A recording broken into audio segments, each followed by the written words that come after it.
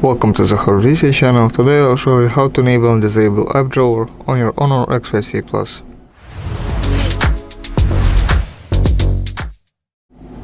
So first of all, app drawer is of course the thing that opens when you scroll up from the middle of your screen. It has all apps. If you don't like it, you can disable, or if you need it, you can enable it. Scroll down from the top right corner and press this little settings button.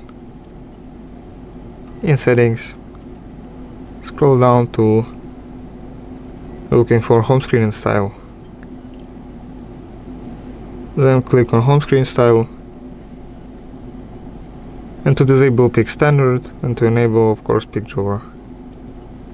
Let's see. So now when we scroll up, nothing happens. Thanks for watching. Subscribe to the HONOR X5c channel for more videos. Leave a like, leave a comment, and goodbye.